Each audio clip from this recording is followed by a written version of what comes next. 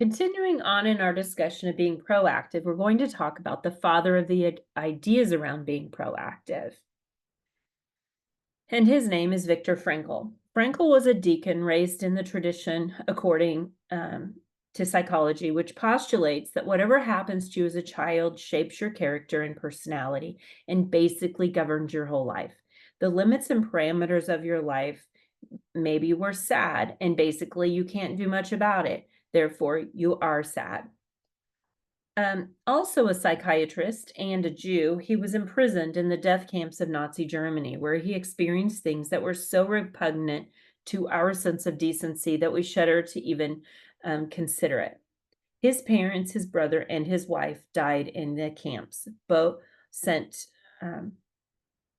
except for his sister, his entire family, parents, Franklin himself, suffered tortured and innumerable um, horrendices, never knowing from one moment to the next if his path would lead to the others, or he would be among the sage who would remove the bodies or shovel out the ashes of those one day, naked, alone in a small room.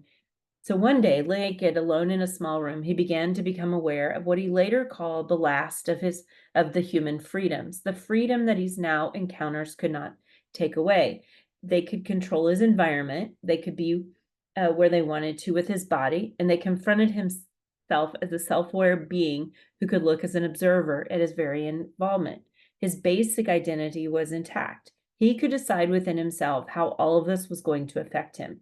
Between what happened to him or the stimulus and his response to it was the freedom to choose.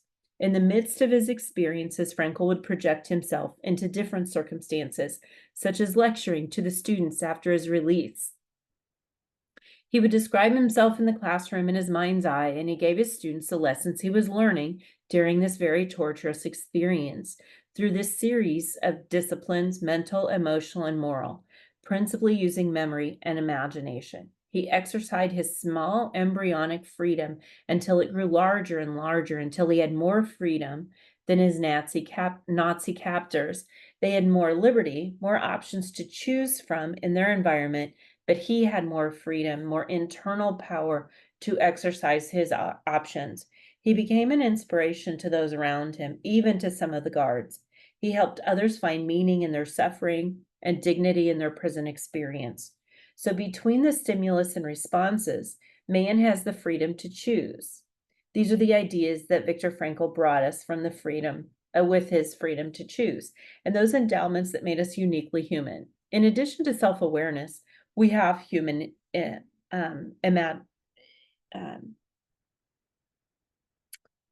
we have imagination, which is the ability to create in our mind beyond our present reality. We have conscience, a deeper inner awareness of right and wrong, of the principles that govern our behavior, and a sense of the degree to which our thoughts and actions are in harmony with them, independent. And this is the ability to act based on our self-awareness, free of all other influences. When we look at models in just a very simplistic model, this is what we would call a reactive model, and it shows that between stimulus and response, there's nothing. Something happens, we react. We can think of putting our hand on a stove and pulling it off. We don't think, we just react. Unfortunately, we do that with people too. Someone says something or does something that upsets us, and we react without really processing through how our reaction will be received. We don't see that we have a choice. When we look at a more proactive model, this shows that between stimulus and response is a freedom to choose. We can choose to react to things differently. We can choose how we respond. We can respond based on our values instead of our instincts. Proactivity is the first and the most basic habit of highly effective people. Proactivity means more than merely taking initiative. It means that as human beings, we are responsible for our own lives, and our behavior is a function of our decisions, not our condition. We can subordinate feelings to values. We have the initiative and a responsibility to make things happen.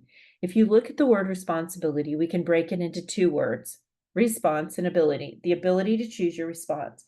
Highly proactive people do not blame their circumstances, conditions, or the conditioning for their behavior. Their behavior is a product of their own conscious choice based on values rather than a project or a condition based on feeling.